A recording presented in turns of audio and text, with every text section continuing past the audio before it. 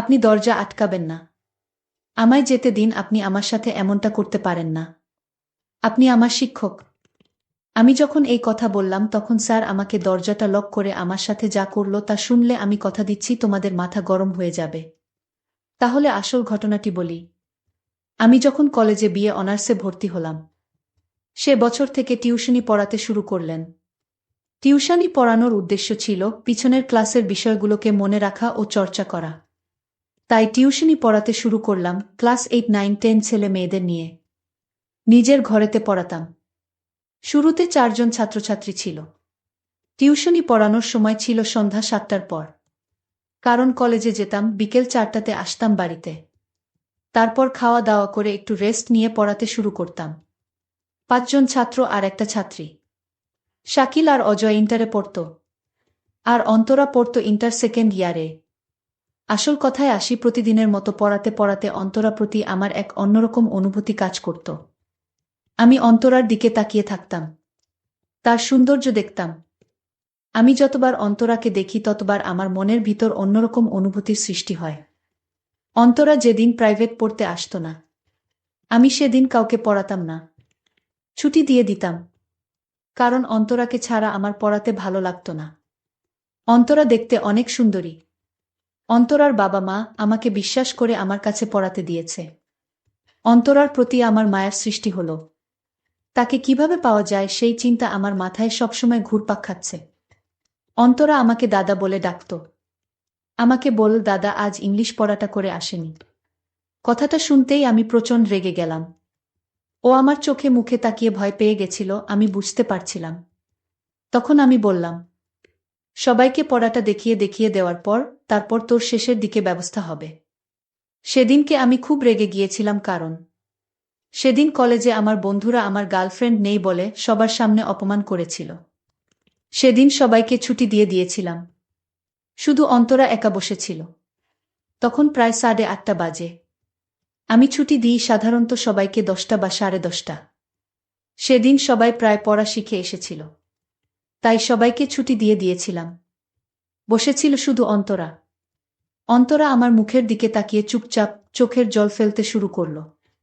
তখন আমার রাগ ঠান্ডা হয়ে গেল। কান্নাকাটি দেখে ওকে আমি সেদিন বই নিয়ে বাড়িতে চলে যেতে বললাম। আরও একটা কথা জানিয়ে রাখি, ওর সামনে মাসে ফাইনাল পরীক্ষা বলে সোমবার করে একটু বেশি সময় ধরে পড়াতাম। বলে রাখি, অন্তরা একটি যুবতী কন্যা। দেখতে অনেক সুন্দরী ছিল। আমি যখন ঘরে পড়াতাম তখন আমার ঘরে কেউ ঢুকত না, যতক্ষণ না পড়ানো শেষ হতো। সোমবার বলে সেদিন আমি নিজের বিছানায় ঘুমাচ্ছিলাম। আমি যখন ঘুমাই, আমার ফোনের অ্যালার্ম বাজতেই হঠাৎ আমার ঘুম ভেঙে গেল। দেখি অন্তরা আমার পাশে দাঁড়িয়ে। আমি অন্তরাকে বললাম, তুই দাঁড়িয়ে আছিস? আমাকে ডাকিসনি কেন? তুই এতক্ষণ দাঁড়িয়ে থেকে কি দেখছিলি, সত্যি করে বল। আমার কোনো কথার জবাব দিচ্ছে না। সে লজ্জায় মাথা নিচু করে দাঁড়িয়ে আছে। আমি আবার তাকে জিজ্ঞেস করলাম, অন্তরা তুই আমার ঘুমের ঘরে এসে কি দেখছিলি বল। তারপর আমি যখন অন্তরার দিকে তাকিয়ে তাকলাম, আমি অন্তরার দিকে তাকাতেই অন্তরা তখন মুচকি হেসে মুখটা ঘুরিয়ে নিল।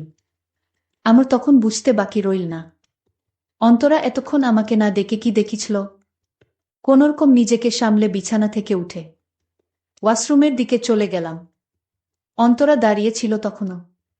আমি ঘরেতে ঢুকে দেখি অন্তরা বই নিয়ে পড়ছে আর মুচকি মুচকি হাসছে। আমি জিজ্ঞাসা করলাম, অন্তরা? অন্তরা, হ্যাঁ দাদা স্যার। আমি অন্তরাকে বললাম, দাদা আবার স্যার দুইটা নাম ধরে ডাকলি কেন? অন্তরা বলল, এমনি আমার ভালো লাগে তাই ডাকলাম। আপনার কোনো সমস্যা আছে স্যার? আমি বললাম, এই অন্তরা, আমি কিন্তু এখনো স্যার হয়নি। তুই আমাকে দাদা বলেই ডাকিস। স্যার বলে ডাকলে আমি খুব রাগান্বিত হব কিন্তু। অন্তরা বলল, যে মানুষ ছাত্রছাত্রীদের লেখাপড়া শিখায় তাদের কি দাদা ডাকা উচিত? সে তো প্রকৃতপক্ষে স্যার। আমি অন্তরাকে বললাম, অন্তরা তুই আমাকে দাদা বলে ডাকিস, এটাই আমার শেষ কথা। আমি অন্তরাকে বললাম, সত্যি কথা বল, তুই কতক্ষণ এসে আমার সামনে দাঁড়িয়েছিলি? অন্তরা বল, বেশিক্ষণ না দাদা। আমি বেশিক্ষণ দেখিনি। আমি বললাম, কি বললি? না দাদা, কিছু না। আমি কিছু বলিনি। আমি বুঝতে পারলাম ও কথা ঘোরানোর চেষ্টা করছে। আমার আর এটা বুঝতে বাকি রইল না, ও অনেকক্ষণই এসে আমার পাশে দাঁড়িয়েছিল। আমি বুঝতে পারলাম অন্তরা কি দেখেছিল। আমি কথা না বাড়িয়ে অন্তরাকে জিজ্ঞেস করলাম, অন্তরা, পড়া ভালো করে শিখে এসেছিস? আর একটা কথা আপনাকে জানিয়ে রাখি, আমি একটা ড্রেসিং টেবিলে পড়াই। আমি অন্তরাকে বললাম, তোর বইটা বার কর আর পড়তে শুরু কর। কিছুক্ষণ পর তোর পড়া ধরব। অন্তরা, ঠিক আছে দাদা। আমি অন্তরাকে বললাম, আজ যদি পড়া ভালো করে আদায় না করতে পারিস তাহলে তোরে আজ কঠিন শাস্তি দিব। আমি বুঝতে পারছিলাম অন্তরা আজ ভালো করে পড়া শিখে আসে নাই, আর পড়াতে তেমন মন নেই। অনেকক্ষণ ধরে দেখছি ও বই বের করে পড়ছে না, কিন্তু অন্তরা আজ এমন করছে কেন? আমি অন্তরাকে বললাম, অন্তরা, আজ যদি পড়া ঠিকঠাক মতো আদায় না করতে পারিস তাহলে আজ তোর কপালে দুঃখ আছে। অন্তরা বলল, ঠিক আছে স্যার, পড়া না পারলে আপনি আমাকে যে শাস্তি দিবেন সেই শাস্তি মেনে নিব। আমি ওকে বললাম, কিরে অন্তরা, পড়া দিবি না? অন্তরা কোনো কথার উত্তর দিল না। আমি আবার বললাম, কিরে তুই পড়া দিবি না? অন্তরা আঁতকে উঠল। আর বল কি দাদা? আমি আবার বললাম, পড়া দিবি না?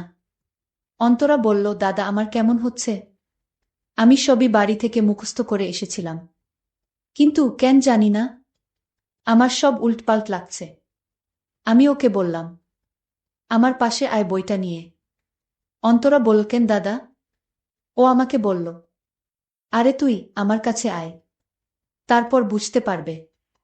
অন্তরাও ভয়ে ভয়ে বইটা আমার পাশে নিয়ে আসলো। আমি অনেকক্ষণ ধরে দেখছি তুই চুপচাপ হয়ে আছিস, পড়ায় কোনো মন নেই তোর। ওকে জিজ্ঞাসা করলাম, কি হয়েছে তোর? অন্তরা মাথাটা নিচু করে আমাকে বলল, কিছু হয়নি দাদা, আমি ঠিক আছি। আমি বললাম, অন্তরা, তোর সামনে ফাইনাল পরীক্ষা, তুই এখন না পড়লে পরীক্ষায় তো ফেল করবি, তখন তো আমার বদনাম হবে।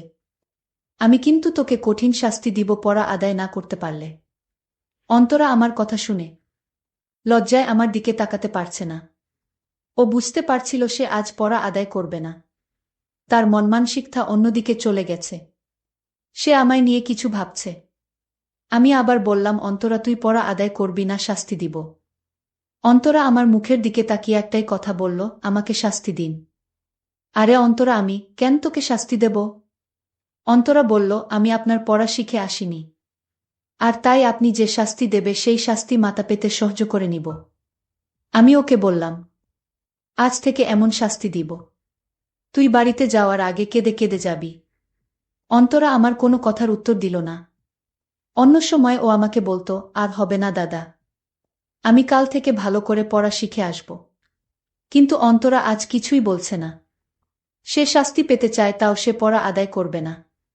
আমি অন্তরাকে বললাম, আগের দিন পড়া ভালো করে শিখে আসতে পারিসনি, ভালো হয়েছে পড়া শিখে আসিসনি, আজ তোর কপালে দুঃখ আছে। আমি সাহস করে ওকে বললাম, আচ্ছা অন্তরা, আমি তোকে আজ যে শাস্তি দিব সেই শাস্তি তুই মেনে নিবি।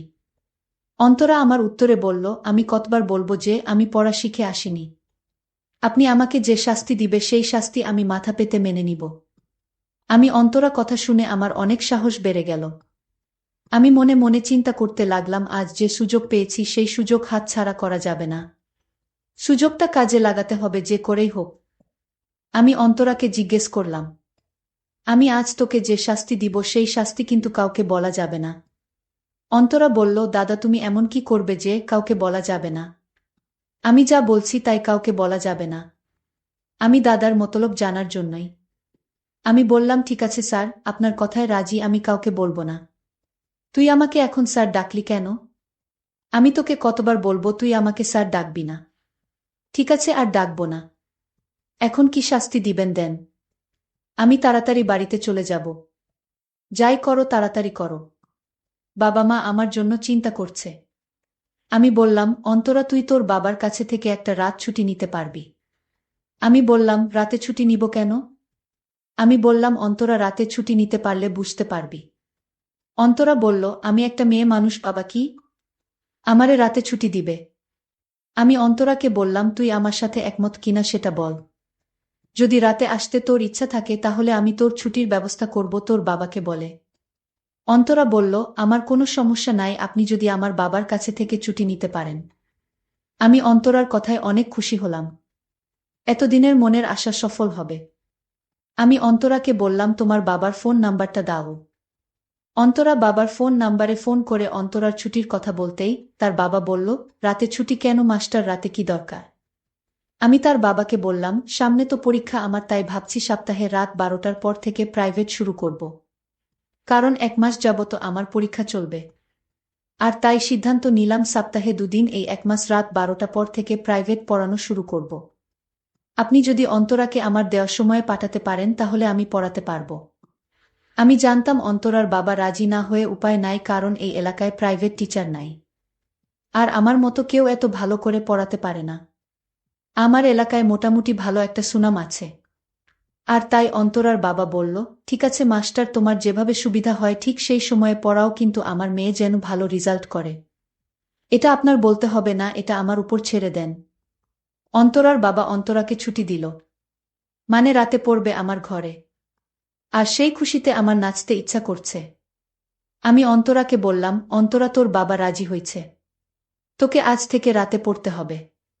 আমি দাদার কথা শুনে, মানে আমি যাকে দাদা ডাকি, সেই আমার স্যার, আর স্যারের কথা শুনে অবাক হলাম।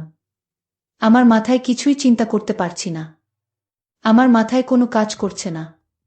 দাদা রাতে ছুটি নিল কেন? অবশ্যই আমার তা জানতে হবে। আমি দাদাকে বললাম, দাদা আমি রাতে আসতে পারবো না। তখন দেখলাম দাদার মুখটা অন্ধকার হয়ে গেল। দাদা আমার দিকে রাগান্বিত দৃষ্টিতে বলল, তুই আসবি, তুই না এসে থাকতে পারবি না। আর যদি তুই না আসতে চাইবি তাহলে তোর বাবার সাথে কথা বলালি কেন? আমি তখন দাদাকে বললাম, আরে আমি এমনি মজা করছিলাম। আমি তো আসব, যেহেতু বাবা ছুটি দিয়েছে। এই কথা শুনে দাদা আবার মুখের হাসির ছায়া ফুটে উঠেছে। আমি বললাম, দাদা আমি এখন বাড়িতে যাই, রাতে তো দেখা হবে।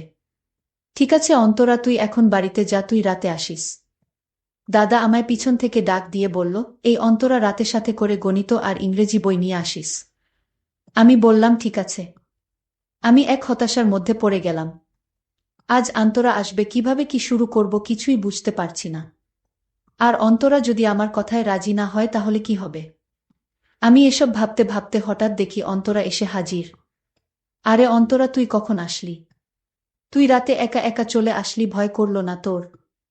অন্তরা বলল, আমি কোনো কিছুরে ভয় পাই না।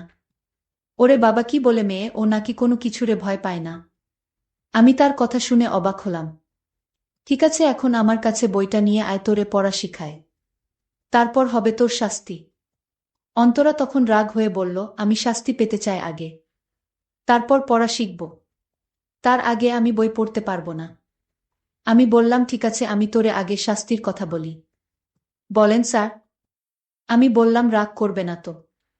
অন্তরা বলল, কতবার বলবো রাগ করব না?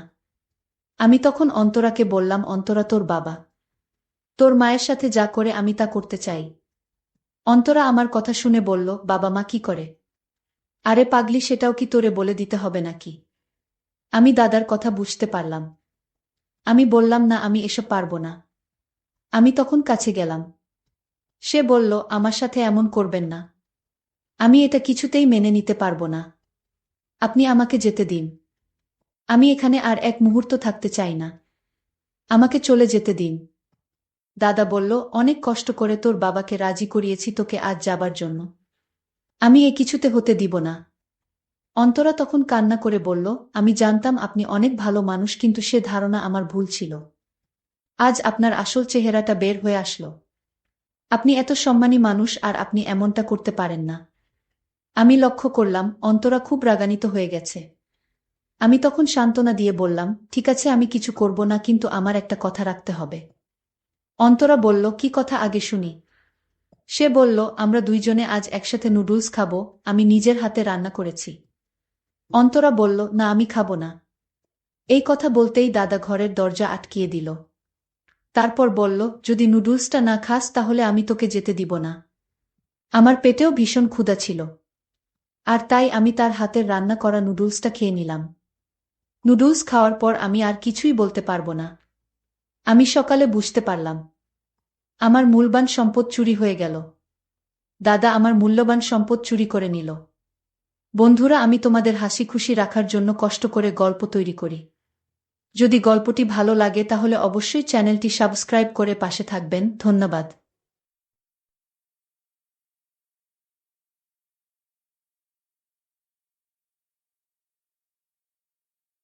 প্রতিদিন রাতে আমার দেবরের ঘর থেকে বিভিন্ন আবেগপূর্ণ আওয়াজ শোনা যেত। সেই আওয়াজগুলো শুনে আমার মনেও এক অদ্ভুত কৌতূহল সৃষ্টি হতো। একদিন কৌতূহল সামলাতে না পেরে আমি তাদের ঘরের জানালার কাছে গিয়ে সবকিছু দেখতে শুরু করলাম। সেই মুহূর্তে যা দেখলাম তাতে আমার মন অবাক হয়ে গিয়েছিল। তখন দেবরকে দেখে আমার হৃদয়েও এক অদ্ভুত অস্থিরতা সৃষ্টি হয়েছিল। সেই অভিজ্ঞতা আমাকে ভীষণভাবে নাড়া দিয়েছিল। এখনও সেই মুহূর্ত আমার মনের গভীরে জায়গা করে আছে এবং তা আমি সহজে ভুলতে পারছি না। সবকিছু দেখে আমার আবেগকে নিয়ন্ত্রণ করা খুব কঠিন হয়ে গিয়েছিল। তখন আমি একটি সিদ্ধান্ত নেই। সেদিন বাড়িতে অন্য কেউ ছিল না। রাতে আমি ভাবির বিশেষ পোশাক পরে দেবরের ঘরে চলে যাই। তারপর রাত গভীর হলে দেবর আমাকে তার হ্যালো বন্ধুরা, আমার নাম প্রিয়া। আমি দেখতে খুবই সাধারণ হলেও আমার জীবন একটু অন্যরকম। আমি একটি মধ্যবিত্ত পরিবারে জন্মেছি। ছোটবেলায় গ্রামে থাকতাম, যেখানে মানুষজন নিজেদের জীবনের নানা ঘটনা খুব খোলামেলাভাবে বলত। তখন আমার বয়স ছিল মাত্র 17 বছর। আমাদের মহল্লার মহিলারা নিজেদের জীবনের গল্প বলতে ভালোবাসত। এইসব গল্প শুনতে শুনতে আমার জীবনের পথও বদলে গিয়েছিল। তবে সেই রাতটি ছিল আমার জীবনের এক নতুন অধ্যায়ের সূচনা। আমি ছোট থেকেই কিছু বিষয় নিয়ে অনেক প্রশ্ন করতাম। আমাদের পাড়ার মহিলারা নিজেদের ব্যক্তিগত জীবনের বিষয়গুলো নিয়ে এমন খোলামেলা কথা বলত যে তা শুনলে আমার খুব অস্বস্তি হতো। আমি ভাবতাম, স্বামী স্ত্রীর মধ্যে যা কিছু হয় তা তো একান্ত ব্যক্তিগত, এগুলো নিয়ে এত আলোচনা করার কি প্রয়োজন? এই ধরনের কথা শুনে আমি প্রায় সেখান থেকে সরে যেতাম। আমাদের পরিবারে আমরা 4 জন ছিলাম, আমি, আমার মা বাবা এবং বড় ভাই। আমার ভাইয়ের বিয়ে হয়েছিল ঠিক 1 বছর আগে। আমার ভাবি ছিলেন খুব ভালো মনের মানুষ, কিন্তু তাকে কখনো নিজের ব্যক্তিগত বিষয় নিয়ে প্রকাশ্যে আলোচনা করতে দেখিনি।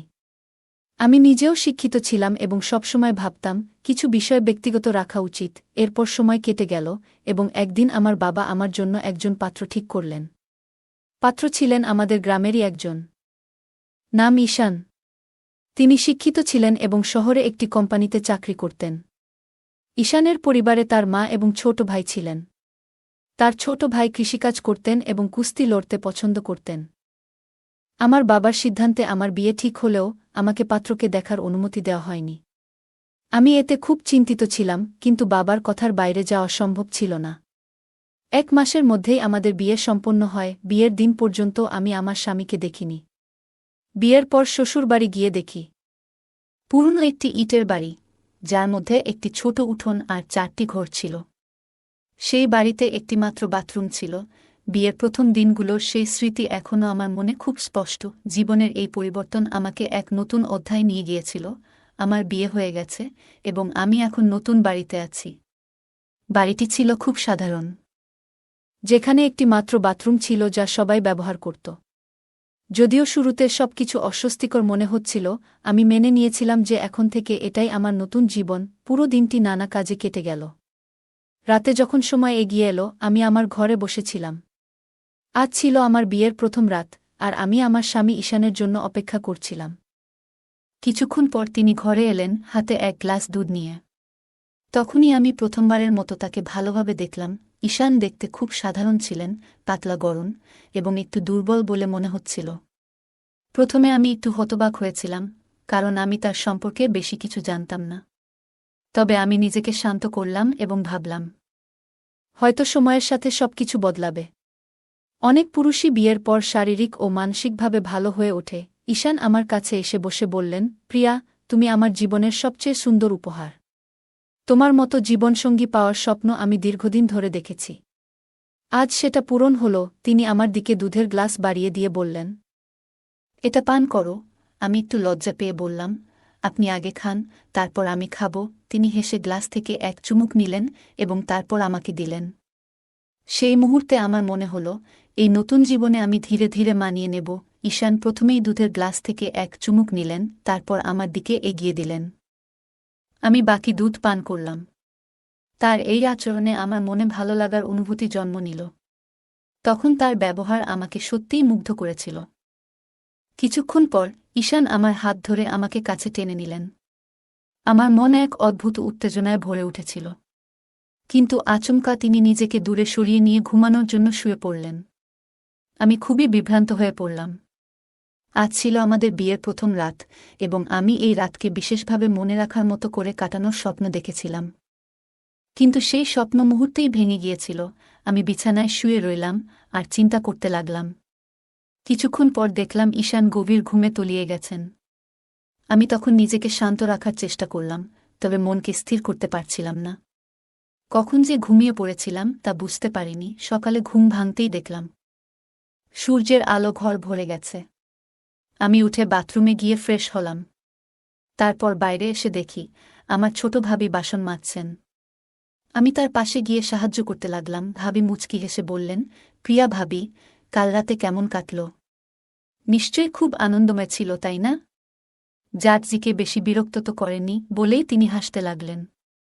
তার কথা শুনে আমি এক মুহূর্তে নির্বাক হয়ে গেলাম।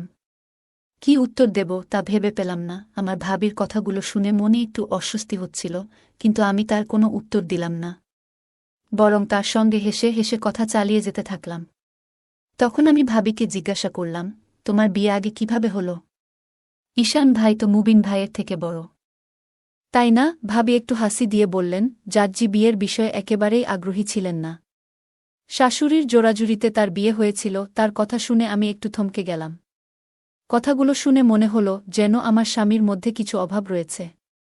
কিন্তু আমি কোনো মন্তব্য করলাম না। আমরা তখন বাসন মাজছিলাম এবং এর পাশাপাশি গল্প করছিলাম। এমন সময় ভাবির ছোট ছেলের কান্নার শব্দ ভেসে এলো। তিনি তাড়াতাড়ি বললেন, প্রিয়া ভাবি, এই বাসনগুলো তুমি একটু দেখে নিও, আমি ছেলেকে সামলে আসি। এই বলে তিনি ছেলের দিকে চলে গেলেন। আমি একা বসে থেকে কাজ করতে লাগলাম আর ভাবছিলাম, নতুন সংসারের প্রতিটি দিন হয়তো আমাকে এমন অজানা গল্পের মুখোমুখি করবে। বাড়ির কাজগুলো ধীরে ধীরে শিখে নিচ্ছিলাম। একদিন সকালে বাথরুম থেকে ফিরে রান্নাঘরে গেলাম। সেখানে দেখি শাশুড়ি সবজি কেটে নিচ্ছেন। আমাকে দেখে তিনি বললেন, বুমা, সবজি তো কেটে দিয়েছি, এবার তুমি সবার জন্য চা বানিয়ে দাও। আমি তাড়াতাড়ি চা বানিয়ে সবার হাতে তুলে দিলাম। এরপর ভাবির সঙ্গে রান্নায় সাহায্য করতে শুরু করলাম। এভাবেই 10 দিন কেটে গেল। তবে প্রতিদিন রাতে আমি একই হতাশার মুখোমুখি হতাম। আমার স্বামীকে আমি জিজ্ঞাসা করতাম, তুমি কেন এমন করছ? কেন আমাকে সময় দিচ্ছ না? কিন্তু তিনি কোনো উত্তর দিতেন না। মুখ ফিরিয়ে শুয়ে পড়তেন। আমি অনেক চেষ্টা করতাম নিজেকে সামলে রাখার। আমার মনের ভেতর যন্ত্রণা বাড়তে থাকলেও কাউকে কিছু বলার সাহস করতাম না। কিছুদিন পর আমার স্বামী শহরে তার কাজের জন্য চলে গেলেন। আমি তাকে থামানোর চেষ্টা করিনি। কিন্তু মনে একটাই প্রশ্ন ছিল, কেন এই সম্পর্ক এমন হচ্ছে? প্রত্যেক নারী তার স্বামীর কাছ থেকে ভালোবাসা ও যত্ন আশা করে। সংসার সুখে চলার জন্য শুধু অর্থ বা খাবার যথেষ্ট নয়। স্বামী স্ত্রীর মধ্যে এমন কিছু অনুভূতি থাকে যা একজন নারীর মনে সুখ ও পরিপূর্ণতার অনুভূতি নিয়ে আসে। কিন্তু আমার স্বামীর মধ্যে সেই চেষ্টার অভাব আমি স্পষ্ট দেখতে পাচ্ছিলাম। আমি চুপচাপ সময় কাটিয়ে দিলাম আর মনে মনে ভাবলাম, হয়তো সময়ের সাথে সবকিছু ঠিক হয়ে যাবে। বিয়ে করার পর প্রত্যেক মেয়ে ভাবে তার নতুন সংসার তার জীবনের সবচেয়ে সুখময় অধ্যায় হবে। আমিও তাই ভেবেছিলাম। কিন্তু সময়ের সঙ্গে সঙ্গে বুঝলাম, আমার স্বপ্নগুলো এক এক করে ভেঙে যাচ্ছে। আমার স্বামী ঈশান কাজের জন্য শহরে চলে গেলেন। আমি চুপচাপ তাকিয়ে রইলাম।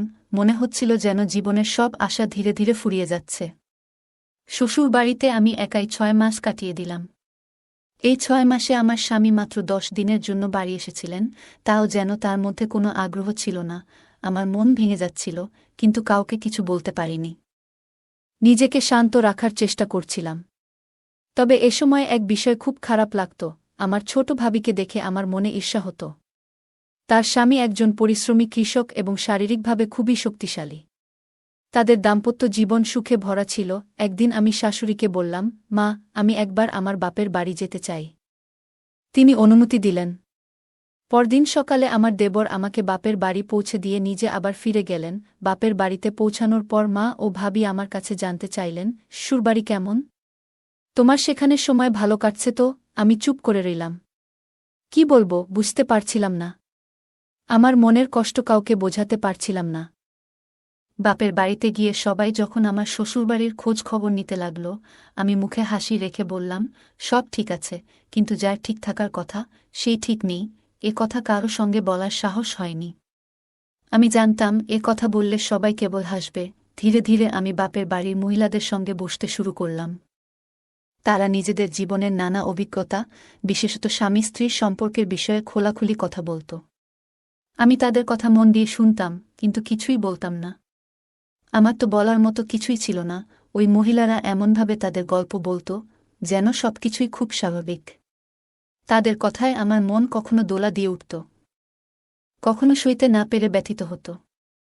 আমি ভাবতাম, ইস, আমার স্বামী যদি আমাকে এভাবে ভালোবাসত। কিন্তু বাস্তবতা ছিল ভিন্ন। আমার মনের ভেতরে যে পরিবর্তন হচ্ছিল, তা আমি নিজেও টের পাচ্ছিলাম। বাপের বাড়িতে কাটানো 1 মাসে তাদের কথাগুলো আমার মনে গেঁথে গিয়েছিল। আমি অনুভব করছিলাম, আমিও আমার স্বামীর সঙ্গে এক সুন্দর সম্পর্ক চাই, যেখানে ভালোবাসা ও অনুভূতির গভীরতা থাকবে। হঠাৎ একদিন আমার দেবর এসে বলল, চলুন, আপনাকে শ্বশুরবাড়ি নিয়ে যেতে হবে। মা বাবা আনন্দের সঙ্গে আমাকে বিদায় দিলেন। আমি আবার আমার শ্বশুরবাড়ি ফিরে এলাম। কিন্তু ফিরে দেখলাম, আমার স্বামী তখনও শহরে। বাড়িতে ফিরে আসি, মনটা একটু বিষণ্ণ ছিল। তখন গরমকাল চলছিল, এবং এই গরমে ঘরে ঘুমানোর সময়ও তাপমাত্রা অসহ্য লাগছিল। এক রাতে, রাত প্রায় 1টার দিকে, বাথরুমে যাওয়ার জন্য আমি ঘুম থেকে উঠি। দেবরের ঘরের পাশ দিয়ে যাওয়ার সময় আমি একটা অদ্ভুত আওয়াজ শুনতে পাই। প্রথমে কিছুই বুঝতে পারছিলাম না, কেন এমন শব্দ হচ্ছে। আমার কৌতূহল বাড়তে থাকে, এবং আমি তাদের ঘরের জানালার পাশে গিয়ে একটু উকি দেই। ঘরে হালকা আলো জ্বলছিল, পাখা চলছিল, এবং জানালাগুলো খুলে রাখা ছিল তীব্র গরমের কারণে। যে দৃশ্য দেখলাম তা আমার মনের গভীরে একটা ঝড় তুলে দিল। আমি ভেতরে থেকে অবাক হয়ে ভাবছিলাম, কিভাবে এমন একটা দৃশ্য আমাকে প্রভাবিত করতে পারে। নিজের ভেতরে ভীষণ অপরাধবোধ কাজ করছিল, যেন আমি এমন কিছু দেখেছি যা আমার দেখা উচিত ছিল না। আমি সঙ্গে সঙ্গে সেখান থেকে সরে আসি, বাথরুমে যাই এবং তারপর আমার ঘরে ফিরে এসে শুয়ে পড়ি। কিন্তু আমার চোখে আর ঘুম নেই। বিছানায় শুয়ে শুয়ে আমি শুধু ভাবছিলাম, কেন আমি এমন অনুভব করছি। আমার মনকে বারবার বোঝানোর চেষ্টা করছিলাম যে এই ভাবনাগুলো ঠিক নয়। এভাবেই ধীরে ধীরে আমার জীবনের প্রতিদিনের গল্প এগিয়ে যেতে থাকে। এমন ঘটনা প্রায়ই ঘটছিল। তার কিছুদিন পর আবার আমি সেই একই ঘটনার সম্মুখীন হই। সন্ধ্যার গরম আবহাওয়ায় বাড়ি ভেতরে থাকলেও ঘুমাতে অসুবিধা হচ্ছিল। এক রাতে ঘুম ভেঙে আমি বাইরে এসে বাগানের পাশ দিয়ে হাঁটছিলাম। হঠাৎ একটি ঘরের কাছ থেকে অদ্ভুত শব্দ শুনতে পাই। আমি বুঝতে পারছিলাম না যে এটি কী কারণে হচ্ছে। কৌতূহলী হয়ে আমি জানালার দিকে এগিয়ে যাই। জানালা থেকে ভেতরে উকি দিয়ে দেখি, ঘরে হালকা আলো জ্বলছিল এবং পাখা চলছিল। দৃশ্যটি দেখে আমি অবাক হয়ে যাই। দৃশ্যটি আমার মনের গভীরে এক অদ্ভুত অনুভূতি সৃষ্টি করে। আমি দ্রুত সেখান থেকে সরে আসি এবং নিজের ঘরে ফিরে যাই। সকাল হলে আমি আমার ছোট ভাবিকে দেখি একটু অস্বাভাবিকভাবে হাঁটছেন। আমি তার দিকে তাকিয়ে হেসে বললাম, কী ব্যাপার? মনে হচ্ছে শরীরটা ভালো নেই। তিনি লজ্জা পেয়ে বললেন, হ্যাঁ, বোন, একটু কোমরে ব্যথা হচ্ছে। আমি মজা করে বললাম, দেখি, তোমার স্বামী যেন তোমাকে একটু বেশিই ভালোবাসে। তিনি লজ্জায় মৃদু হেসে বললেন, বুঝলে দিদি, আমার স্বামী দিনভর মাঠে কাজ করে এত পরিশ্রম করেও রাতে আমাকে সময় দেয়। আমি বলি, এত ক্লান্তি নিয়ে বিশ্রাম নাও। কিন্তু সে বলে, তোমাকে ভালোবাসা ছাড়া আমার দিন শেষ হয় না। এখন আমি কি করি বলো? তার এই কথা শুনে আমার মনে এক ধরনের ঈর্ষা কাজ করল। তবে নিজের আবেগগুলো চেপে রেখে আমি তাকে সান্ত্বনা দিলাম। সেই দিনই তার মায়ের বাড়ি থেকে ফোন এলো। তার মা অসুস্থ, ফলে তাকে সেখানে যাওয়ার জন্য প্রস্তুতি নিতে হল। পরের দিন সকালে আমার ছোট ভাবি তার মায়ের বাড়ি যাওয়ার জন্য প্রস্তুতি নিচ্ছিলেন। যাওয়ার সময় তিনি আমাকে বললেন, দিদি, তোমার দেওর আজ সন্ধ্যায় ফিরে আসবে। দয়া করে রাতের জন্য তার জন্য দুধ গরম করে দিয়ে দিও। আমাকে 1 মাস মায়ের কাছে থাকতে হবে। আমি হেসে বললাম, তুমি নিশ্চিন্তে যাও, আমি তার ভালোভাবে যত্ন নেব। সন্ধ্যায় দেবর বাড়ি ফিরল। রাতের খাবার শেষে সবাই যার যার ঘরে চলে গেল। আমি দেবরের জন্য দুধ গরম করলাম এবং তার ঘরে গিয়ে দিলাম। ঘরে ঢুকে দেখি হালকা আলো জ্বলছে, আর সে বিছানায় শুয়ে আছে। আমি দুধের গ্লাসটা টেবিলের উপর রেখে বাইরে চলে এলাম। ঘরে ফিরে এসে মনটা অস্থির হয়ে উঠল। সেই মুহূর্তে দেখা দৃশ্য এবং নিজের অনুভূতিগুলো মনের গভীরে ছাপ ফেলে দিল। আমি ভাবছিলাম, কেন এমন অনুভূতি হচ্ছে। আমার স্বামীর প্রতি ভালোবাসা থাকা সত্ত্বেও তার সঙ্গে কিছু অভাব বোধ করছিলাম। আমি নিজের আবেগগুলো সামলানোর চেষ্টা করছিলাম। কিন্তু মন বারবার বলে উঠছিল, তোমার জীবনের কিছু সিদ্ধান্ত হয়তো ভুল ছিল, তবে আমি জানতাম নিজের পরিবার ও নীতিবোধের কথা ভেবে আমাকে এই চিন্তাগুলো থেকে মুক্ত হতে হবে। আমার দেবরের প্রতি এমন অনুভূতির কারণে আমি নিজের কাছে অপরাধবোধে ভুগছিলাম। সিদ্ধান্ত নিলাম, এই চিন্তাগুলো থেকে মুক্তি পেতে আমাকে আরও বেশি শক্ত হতে হবে এবং নিজের পরিবারের প্রতি দায়িত্ব পালন করতে হবে। সেদিন সন্ধ্যায় আমি গভীর চিন্তায় ডুবেছিলাম। আমার স্বামীর প্রতি আমার সমস্ত ভালোবাসা থাকা সত্ত্বেও আমি কোনোদিন তার কাছ থেকে সেই মানসিক শান্তি পাইনি। মনকে বোঝাতে চেষ্টা করেছিলাম, কিন্তু তৃষ্ণা যেন দিন দিন বাড়ছিল। একদিন পরিস্থিতি এমন হলো যে আমার স্বামীর অনুপস্থিতিতে বাড়িতে শুধু আমি আর আমার দেবর ছিলাম। এক গভীর রাতে হঠাৎ করে একটি নতুন ভাবনা মাথায় এলো। আমি ভেবেছিলাম, যদি দেবরকে আমার দুঃখের কথা খুলে বলি। অনেক ভেবেচিন্তে আমি তার সাথে কথা বলার সিদ্ধান্ত নিলাম। রাতে আমি আমার ঘরে বসেছিলাম। সাহস সঞ্চয় করে আমি দেবরের ঘরে গেলাম। সে প্রথমে হতবাক হয়ে গেল। আমি তাকে বুঝিয়ে বললাম যে কতটা একাকিত্বে ভুগছি। দেবর শান্তভাবে আমার কথা শুনল। কিছুক্ষণ পরে সে আমাকে সান্ত্বনা দিতে শুরু করল। সেই রাত ছিল অন্যরকম। কথোপকথনের মধ্য দিয়ে আমরা একে অপরকে বুঝতে শুরু করলাম। ধীরে ধীরে আমাদের মধ্যে একটি অদ্ভুত অনুভূতি কাজ করতে লাগল। কিন্তু সেই মুহূর্তেই আমার মনের মধ্যে দ্বিধা জন্মাল। এটা কি ঠিক হলো? পরবর্তী দিনগুলোতে আমি অনুভব করলাম আমার ভেতরে এক ধরনের অপরাধবোধ কাজ করছে। তার মধ্যেই একদিন রাতে যখন আমি দেবরের ঘর থেকে বের হচ্ছিলাম, তখন আমার শাশুড়ি আমাকে দেখে ফেললেন। তিনি আমাকে কিছু বলেননি, কিন্তু তার চোখে সন্দেহের আভাস স্পষ্ট ছিল। পরদিন তিনি সরাসরি আমাকে প্রশ্ন করলেন, তুমি এত রাতে দেবরের ঘরে কেন যাও? আমি তার প্রশ্নের জবাব দিতে পারছিলাম না। কিন্তু তিনি আমাকে বকাঝকা শুরু করলেন। শেষ পর্যন্ত আমি বললাম, মা, আপনি জানেন যে আপনার বড় ছেলে আমাকে কোনোদিন সঠিক ভালোবাসা দিতে পারেনি। আমি এই সম্পর্কের প্রতি বিশ্বস্ত থাকার চেষ্টা করেছি, কিন্তু আমি একা থাকতে থাকতে ক্লান্ত হয়ে পড়েছি। আমার কথা শুনে তিনি কিছুক্ষণ চুপ থাকলেন। তারপর বললেন, আমি তোমার কথা বুঝতে পারছি, কিন্তু এমন কোনো কাজ করো না যা আমাদের পরিবারের মানসম্মান নষ্ট করে। আমার বিয়ের পর থেকেই আমি একটি অনিশ্চয়তায় বসবাস করতে শুরু করি। স্বামীর প্রতি ভালোবাসা থাকা সত্ত্বেও আমি কোনোদিনই সেই আত্মিক ও মানসিক শান্তি পাইনি। স্বামী সবসময় নিজের কাজে ব্যস্ত থাকতেন, আর আমার প্রতি তার কোনো দায়িত্ববোধের প্রকাশ ছিল না। একদিন আমি আমার শাশুড়ির সঙ্গে আমার এই অসন্তুষ্টির কথা শেয়ার করলাম। আমি বললাম, মা, আপনি হয়তো জানেন না, কিন্তু আমি এই বিয়েতে মানসিক শান্তি পাইনি। একজন নারী তার জীবনে যতটুকু আশা করে আমি ততটুকু পাইনি। আপনি কি জানেন আমি কতটা একাকিত্বে ভুগছি? আমার কথা শুনে শাশুড়ি চুপ হয়ে গেলেন। তিনি বললেন, আমি ভেবেছিলাম সময়ের সাথে সবকিছু ঠিক হয়ে যাবে, কিন্তু এখন মনে হচ্ছে তোমার কষ্ট অনেক গভীর। আমি বুঝতে পারিনি যে তোমার এই পরিস্থিতি এতটা গুরুতর। এরপর কয়েকদিন ধরে শাশুড়ি আর আমার মধ্যে কোনো কথা হয়নি। হঠাৎ একদিন তিনি আমার স্বামীকে ফোন করে সবকিছু জানালেন। স্বামী প্রথমে কিছুই বলল না, কিন্তু তার চোখে মুখে লজ্জার ছাপ স্পষ্ট ছিল। সেই রাতে আমি সিদ্ধান্ত নিলাম যে এই সম্পর্ক থেকে বেরিয়ে আসব। পরদিন সকালে আমি আমার ব্যাগ গুছিয়ে নিজের বাড়ি ফিরে এলাম। বাড়িতে পৌঁছে আমি আমার মনের সব কথা আমার মা এবং বড় ভাবির কাছে বললাম। তারা আমার দুঃখ শুনে খুবই মর্মাহত হলেন। ভাবি শাশুড়িকে ফোন করে আমার পরিস্থিতি নিয়ে কথা বললেন এবং তাদের সিদ্ধান্তের সমালোচনা করলেন। এরপর আমার পরিবার সিদ্ধান্ত নিল যে আমার জন্য একটি নতুন জীবন শুরু করা উচিত। কিছুদিন পর আমার ভাই এবং বাবা একটি নতুন সম্পর্কের প্রস্তাব নিয়ে এলেন। একজন সুদর্শন এবং সদয় স্বভাবের মানুষ আমার জীবনে এলো। আমার জীবনে অনেক ওঠাপড়ার পর অবশেষে একটি নতুন অধ্যায় শুরু হয়। আমার বিয়ে হয়েছিল একজন দয়ালু এবং দায়িত্বশীল মানুষ, আমনের সঙ্গে। আমনের প্রথম স্ত্রী 6 মাস আগে এক মর্মান্তিক দুর্ঘটনায় মারা যান। তার পরিবারে তার মা-বাবা এবং ছোট একটি বোন ছিল, যে খুবই মিষ্টি স্বভাবের। আমার বিয়ের 15 দিনের মাথায় আমি নতুন শ্বশুরবাড়িতে প্রবেশ করি। আমন একজন সৎ এবং প্রতিষ্ঠিত মানুষ। তিনি তার অফিসে উচ্চপদে কাজ করেন। তার ভালোবাসা এবং যত্নে আমার মনে শান্তি আসতে শুরু করে। আমার শ্বশুরবাড়ির মানুষগুলোও আমাকে খুব স্নেহ করতেন। ধীরে ধীরে আমার পুরনো জীবনের দুঃখগুলোকে ভুলে গিয়ে আমি নতুন জীবনে মেতে উঠি।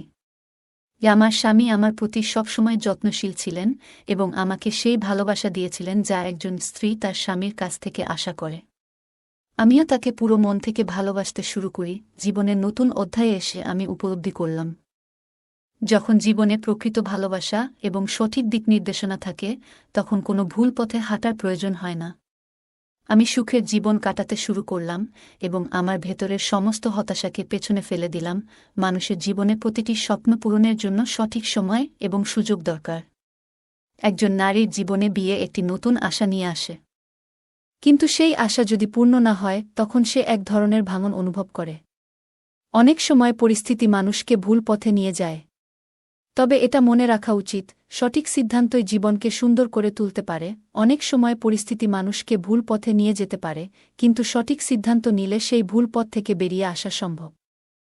এটি দেখায় যে ভুল কখনো চূড়ান্ত নয়, বরং এটি সংশোধনের সুযোগ দেয়। গল্পের চরিত্রটি তার নিজের উপর বিশ্বাস রেখে নতুন জীবনের জন্য প্রস্তুতি নিয়েছে। এটি আমাদের শেখায় যে নিজের প্রতি বিশ্বাস এবং আত্মবিশ্বাস জীবনকে এগিয়ে নিয়ে যায়।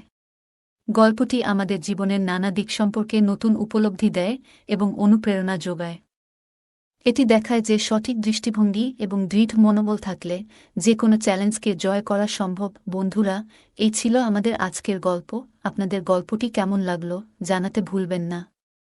আপনাদের প্রতিটি কমেন্ট আমাদের উৎসাহ দেয়। গল্পটি ভালো লাগলে লাইক, শেয়ার এবং সাবস্ক্রাইব করতে ভুলবেন না। ধন্যবাদ।